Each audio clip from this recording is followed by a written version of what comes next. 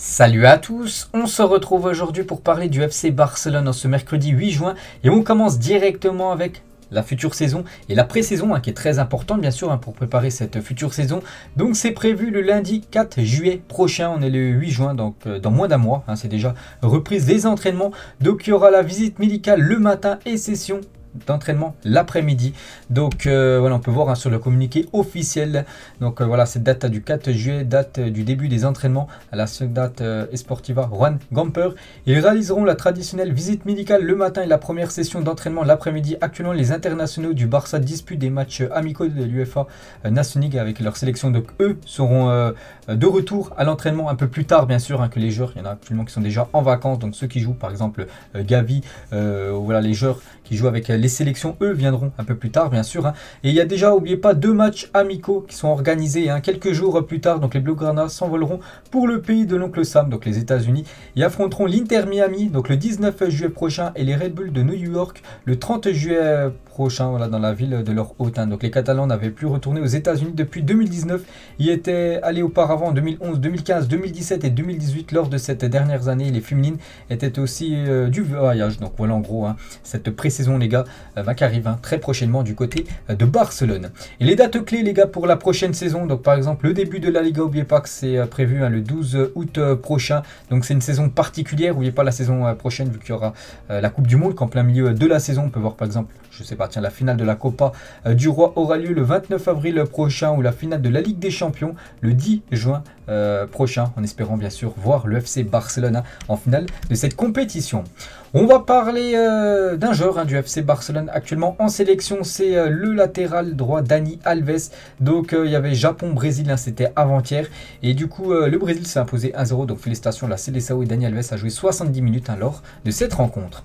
On va parler maintenant de quelques joueurs du FC Barcelone, eux qui ne sont pas en sélection, ils sont bien en vacances actuellement. On peut voir une petite photo de Aubameyang qui profite de ses vacances. On peut voir nouveau look pour Aubameyang qui a coupé ses cheveux. On peut voir aussi également lui aussi, il a changé de look. C'est Mingueza, le défenseur du FC Barcelone qui avait la queue de cheval. Il a tout coupé, enfin il n'a pas non plus la boule à zéro, mais voilà. Et on peut voir que les cheveux sont beaucoup plus courts maintenant pour le défenseur du FC Barcelone. On va parler maintenant du mercato et Lewandowski, solo Barça en gros. Lewandowski veut que le FC Barcelone, en une journal Mundo Deportivo, c'était la version d'hier et la version d'aujourd'hui. De nouveau, ça parle encore de Robert Lewandowski, se sert en gros voilà, par rapport à son club du FC Bayern Munich, où bien sûr c'est pas non plus un clash, mais bon, lui aimerait bien sûr, on sait, quitter cette équipe bavaroise pour venir du côté de la Catalogne. Il a une journal sport aujourd'hui, il y aura un accord entre lui et l'équipe du FC Barcelone pour le futur. Et les paroles fermes de Robert Lewandowski. Donc quelque chose est mort en moi, je veux quitter le Bayern pour plus d'émotions dans ma vie. Et voilà, donc il a jamais annoncé concernant son futur club, mais bien sûr on sait tous que ça serait cette équipe Blaugrana. Et quelques déclarations de Lewandowski: j'aurai la chance de relever un nouveau défi dans un autre club pendant quelques années de plus, c'est mon souhait. Donc certainement il parle du Barça sans dire le nom du FC Barcelone.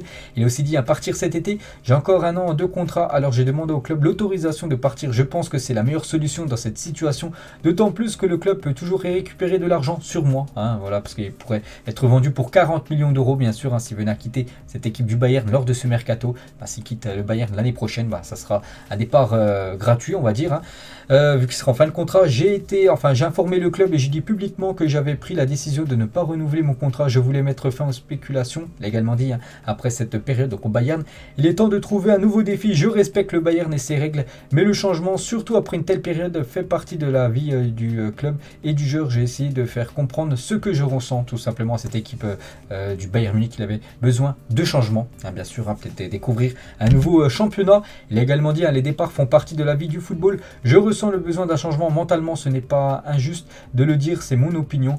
Et il a également dit: je veux que ça se termine, les émotions doivent se calmer, je veux parler calmement, pas à travers les médias. Je sais qu'un conflit fait beaucoup de gros titres, mais le Bayern et moi ne sommes pas des ennemis. Bien sûr, il a passé de nombreuses années du côté du Bayern. Il ne veut pas aller au clash avec l'équipe bavaroise, mais il demande tout simplement voilà, qu'il a fait une belle carrière du côté de Munich. Il aimerait tenter quelque chose ailleurs et voilà, tout simplement à son club actuel, le Bayern, d'accepter son envie de partir, tout simplement, puisque le Bayern pour récupérer bien sûr un peu de sous, c'est quand même 40 millions d'euros. Il a également dit: je pense qu'il vaut mieux que le Bayern investisse l'argent qu'il peut obtenir pour moi plutôt que me garder jusqu'à la fin de mon contrat. Je ne veux rien forcer, ce n'est pas le but, il s'agit de trouver la meilleure solution pour les deux parties, hein, bien sûr. Et pour finir, les dernières déclarations de Lewandowski sur les déclarations des dirigeants qui disent qu'il a un contrat respecté, hein, du côté de Munich. Je ne veux rien dire à ce sujet car trop de choses sont dites et écrites sur tout cela. Certaines déclarations sont souvent déformées ou exagérées et dans le monde réel du football, le silence est important pendant le mercato. C'est pourquoi je ne veux pas ajouter de l'huile sur le feu. Je ne doute pas que toute la direction du club ressente la même chose, hein. Je reste convaincu que nous trouverons un accord concernant qu'il puisse partir, hein, bien sûr qu'il ait un bon de sortie, hein, de cette équipe bavaroise, hein, pour venir, hein, du côté de cette équipe Blaugrana. Et le président du Bayern, hein, sur le cas Lewandowski, hein, je pense qu'il sait très bien ce qu'il a eu au Bayern, à savoir un club qui traite très bien ses joueurs, qui fait tout pour leur permettre de donner le meilleur d'eux-mêmes. Et je dois dire que l'appréciation n'est pas à sens unique, hein. Donc voilà ce qu'il dit le président du Bayern. Et Hassan Salihamidzic, donc le directeur sportif, hein, bavarois. Robert Lewandowski m'a appelé lundi, donc avant-hier. Nous avons parlé de ses problèmes publics et lui avons expliqué les positions du club à son égard. En gros, là, ça n'a pas changé, hein. Le Bayern ne veut pas vendre, hein, voilà, son attaquant vedette Robert Lewandowski. C'est ce qui coince toujours actuellement. Mais on espère bien sûr qu'au fil des jours, bien sûr, qu'il y a un accord, voilà, que le Bayern lâche un peu du lest et tout simplement dit voilà, que ça soit OK, hein, voilà, pour son départ. Et Lewandowski, hein, espère rejoindre la délégation du Barça aux États-Unis cet été, hein. N'oubliez pas que le rendez-vous, hein, jeudi, c'est le 4 juillet. Et du coup, vu que lui il joue avec la Pologne, donc il pourra venir un peu plus tard, donc il aimerait rejoindre l'équipe du Barça si son transfert est fait, voilà, courant dans les prochains jours, rejoindre le groupe du côté des États-Unis, hein, pour jouer les 2 prochains matchs contre les équipes américaines, je l'ai dit tout à l'heure. Donc Lewandowski n'a pas encore de maison à Barcelone, mais il en cherche une, hein. Donc voilà, il espère tout simplement aussi, bien sûr, que voilà, son club actuellement, le Bayern, le lâche. Et pour Robert Lewandowski, hein, ça sera le FC Barcelone et rien d'autre, hein, vraiment, si c'est un échec. Donc ça sera pas, voilà, un Chelsea ou PSG, non, ça sera vraiment que soit le Barça, sinon il restera du côté du Bayern Munich. Donc toujours avec sa relation, toujours avec Lewandowski, parce que Gérard Moreno est une alternative si le Barça est incapable de signer Lewandowski, hein. Le Barça veut Lewandowski, Lewandowski veut venir du côté du Barça, ce qui coince, hein, bien sûr c'est le Bayern, et vraiment si c'est impossible, donc il faudra trouver un autre plan B, hein. Donc déjà Lewandowski c'était le plan B de Haaland, hein, vu qu'Haaland il est parti du côté de City, donc un autre plan, on va dire, ça pourrait être Gérard Moreno si Lewandowski, qui est quand même la priorité bien sûr, hein, du club, venait à être échoué. Et voilà, Moreno les gars, ce serait 40 millions d'euros. On peut voir aussi qu'il y a l'Atlético Madrid qui a également intéressé. Donc cependant, il n'est pas une priorité pour le moment, hein, du côté du Barça. Bien sûr, la priorité reste Lewandowski. Si c'est un échec, ça sera l'attaquant de Villarreal. On va parler d'une autre priorité, cette fois-ci sans défense, hein. La priorité de Koulibaly est de signer à Barcelone et de pouvoir participer à la pré-saison avec l'équipe, un peu comme Robert Lewandowski. Donc Kalidou Koulibaly s'est lui exprimé sur l'intérêt du Barça. Donc voilà, cette interview, hein. Donc autre dossier sensible, hein, voilà, des Lions de la Teranga, donc cette équipe du Sénégal. Donc Koulibaly annoncé sur le départ de Naples cet été, avec notamment le Barça comme courtisan annoncé. Le défenseur sénégalais a répondu sur le sujet avec franchise, donc il réagit tout simplement à cette rumeur. Je pars en vacances, pour l'instant je suis au Sénégal et je profite de ce pays, après on verra bien. Je ne peux pas vous dire, je ne vais pas vous mentir, hein, pour l'instant je ne sais pas du tout.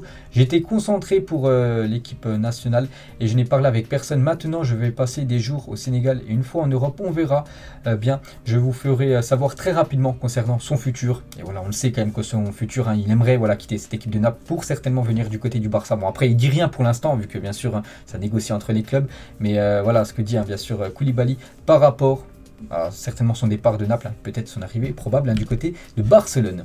Lui aussi les gars pourrait venir, hein, jouer du côté du Barça. Pour l'instant là on parle du mercato avec les arrivées, et cette fois-ci on va parler de Angel Di Maria. Et la piste de Di Maria et de la Juventus est un peu refroidie après l'entrée en course, hein, du Barça. Xavi a déjà parlé avec le joueur. Donc voilà, Di Maria, avec un joueur libre actuellement, vu qu'il quitte l'équipe du PSG. On l'avait annoncé beaucoup du côté de la Juventus, mais depuis que le Barça est entré, bien sûr, dans le dossier, tout simplement, voilà, lui se verrait plus jouer, hein, du côté du Barça que du côté de la Juventus Turin. Donc Di Maria est loin de la Juventus, hein. L'Argentin veut jouer en Espagne, du côté du FC Barcelone. Après, petite question par exemple, hein, pour les supporters Blaugrana, est-ce que vous êtes pour ou contre l'arrivée de Di Maria? N'oubliez pas que c'est un ancien joueur du Real Madrid, hein, vous savez, le Real, Barça, il y a énormément de rivalité, mais bon voilà, on sait que c'est un joueur quand même très intéressant, beaucoup d'expérience, un joueur libre aussi, hein, voilà, ça peut être intéressant pour le club, donc à voir bien sûr, hein, voilà, concernant cette arrivée peut-être de Di Maria. Lui aussi les gars, pisté par l'équipe du Barça. Donc le Barça et aussi Liverpool souhaitent recruter Rafinha. Leeds réclame 65 millions d'euros pour libérer l'international brésilien. C'est certainement ce qui va coincer pour le Barça. Parce que le Barça, je pense pas qu'ils vont mettre autant d'argent sur Rafinha. Donc voilà actuellement la situation bien sûr de l'ailier de Leeds United. Toujours avec le Barça, toujours avec les joueurs qui pourraient arriver au club. Donc il s'intéresse à Dodo du Shakhtar, donc une équipe en Ukraine. Il le voit comme le nouveau Dani Alves, donc c'est un défenseur droit, voilà ce genre Dodo. Et le Barça s'intéresse bien sûr à son profil. Concernant Marcos Alonso, lui aussi pisté par l'équipe du Barça, cette fois-ci au poste de défenseur gauche. J'ai encore un an de contrat, j'ai déjà dit à d'autres reprises que j'aimerais retourner en Espagne, mais finalement cela ne dépend pas entièrement de moi. C'est clair que l'envie de jouer un jour en Espagne est grande, voilà, lui vraiment il le dit, il veut retourner jouer en Espagne. Après le problème c'est qu'il a encore un an de contrat du côté de Chelsea. C'est un peu le même souci en gros que Robert Lewandowski. Après Chelsea, je pense qu'ils seront plus aptes à laisser filer on va dire Marcos Alonso que le Bayern a laissé filer Robert Lewandowski. Cette fois-ci, les joueurs du FC Barcelone qui pourraient peut-être quitter le club ou non. Tout d'abord, Ferran Torres est intouchable pour Xavi. Il est l'un des acteurs clés en attaque du projet du Barça. Donc il est arrivé au club en janvier dernier. C'est vraiment un joueur pour l'avenir, pour le futur. Xavi vraiment le considère comme un joueur intouchable de l'effectif blaugrana. Et quelques déclarations de Ferran Torres par rapport à sa saison là. Ma saison a été très compliquée. J'ai d'abord eu la blessure qui a été très grave. Ensuite, j'ai signé pour le Barça qui traversait une situation très difficile. Heureusement, nous avons réussi à renverser la vapeur et à nous qualifié pour la Ligue des Champions et la Super Coupe d'Espagne. Il a également dit: c'est vrai que nous avons eu beaucoup de matchs ces derniers mois et maintenant nous avons ce tournoi avant la fin de la saison, mais je ne peux pas me plaindre. Un jeu pour l'équipe nationale est toujours un honneur. Là, il parle de la Ligue des Nations bien sûr avec la sélection espagnole. Il a également dit, donc je vais réduire un petit peu. Voilà, donc j'aurais pu rester à City en remportant de nombreux titres, mais je voulais un nouveau défi signé pour Barcelone, c'est un honneur en soi.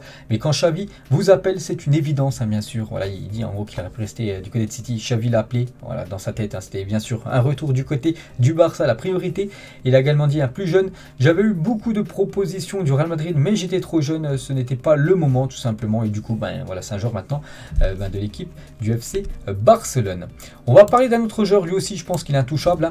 C'est le jeune Gavi, donc actuellement il est sous contrat jusqu'en 2023, il ne lui reste plus qu'un an de contrat et la prolongation de Gavi au Barça traîne en longueur tout simplement parce que le club avait oublié d'envoyer son offre au joueur, donc voilà pourquoi en gros ça se faisait pas.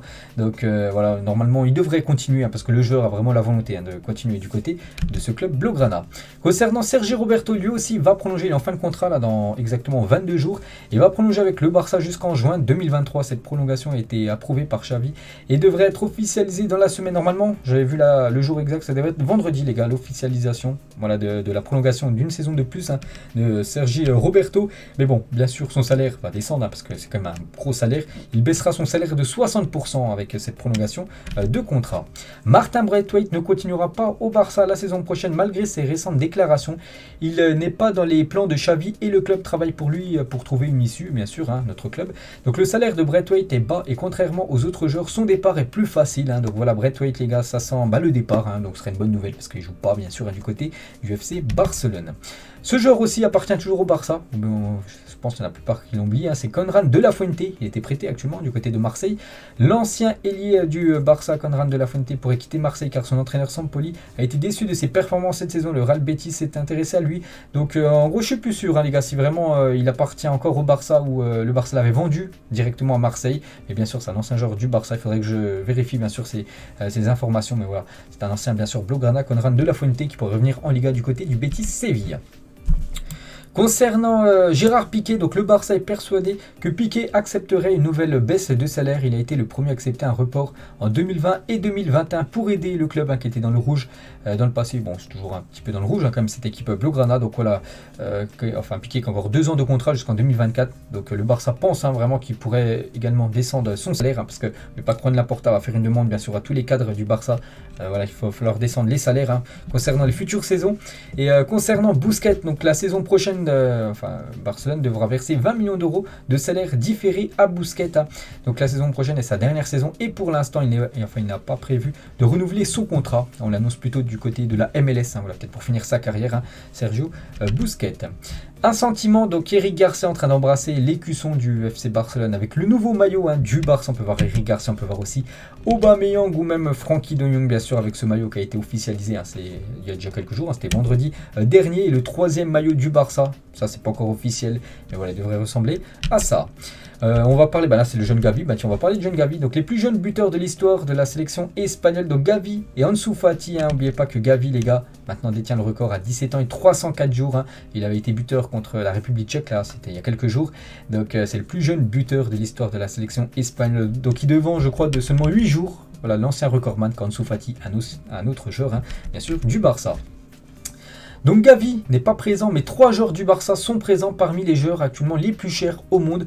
Donc Pedri, Frenkie de Jong et Ferran Torres parmi les 10 joueurs les plus chers au monde. Donc le premier c'est Kylian Mbappé, deuxième Vini, troisième Haaland et le quatrième c'est un joueur blaugrana. Pedri coûterait actuellement 135 millions d'euros.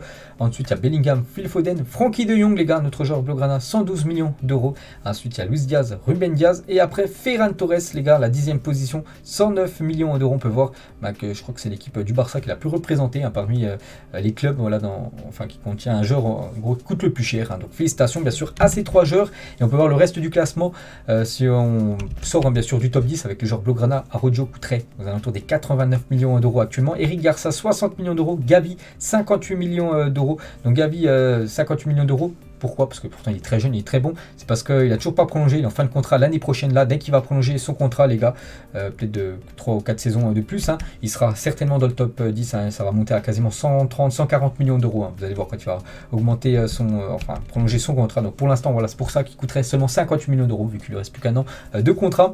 Et Sergino Dest, c'est à peu près 53 millions d'euros. Donc voilà une petite info concernant les Blaugrana. On revient sur Pedri qui est en avant dans les rues de Barcelone. Donc voilà, il y a des pancartes, Pedri bien sûr, que maintenant tout le monde connaît du côté de Barcelone. Et on peut voir que du côté de Las Palmas, ils n'oublient pas bien sûr leur ancien joueur. Donc Las Palmas rend hommage à Pedri, bien sûr, ancien joueur de cette équipe. Culé un jour, culé toujours. Donc le FC Barcelone a tweeté ça par rapport à Rakuten Sport. N'oubliez pas que Rakuten, l'ancien sponsor, donc là on peut le voir, voilà, sur mon maillot tout simplement. Vous savez qu'ils vont être changés par Spotify. Ils ont mis un petit message, nous quittons peut-être le maillot du FC Barcelone pour le moment, mais nous serons toujours là pour les fans. Donc voilà, ils ont fait une petpetite vidéo voilà, sur YouTube par rapport à leur départ, vu que c'est plus maintenant le sponsor maillot, vu que c'est bien sûr la plateforme musicale.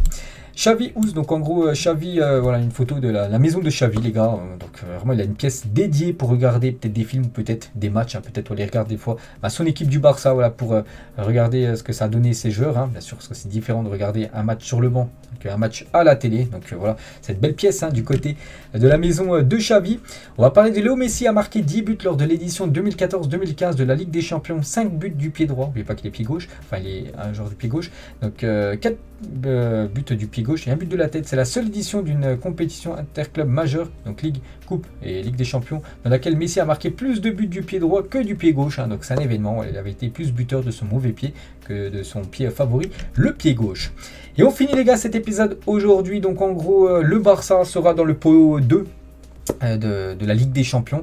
Donc le pot 1, voilà, c'est comme des grosses équipes, City, PSG, Bayern, Ajax, Porto, Francfort ou Milan. Donc parmi toutes ces équipes, pour vous, quelle équipe voudriez-vous voir? Voilà, alors des matchs de Ligue des Champions, bien sûr en grosse équipe. Donc on a enlevé bien sûr le Real Madrid, parce que voilà, deux clubs espagnols ne peuvent pas s'affronter lors bien sûr des matchs de poule de Ligue des Champions. Donc peut-être les équipes les plus abordables, je pense à Francfort, prendre leur revanche, malgré que le Barça avait galéré contre Francfort en Europa League. Là c'est la Ligue des Champions, c'est une nouvelle saison, donc voilà, Francfort, ou peut-être je sais pas, peut-être l'AC Milan, vraiment, il faudrait je pense éviter voilà, le Bayern que le Barça a eu cette saison, ça a été compliqué, City ou même le Paris Saint-Germain. Donc voilà les gars, la fin de cet épisode, j'espère que ça vous a plu. On se retrouve demain, on parlera cette fois-ci du Real Madrid bien sûr. Ciao à tous.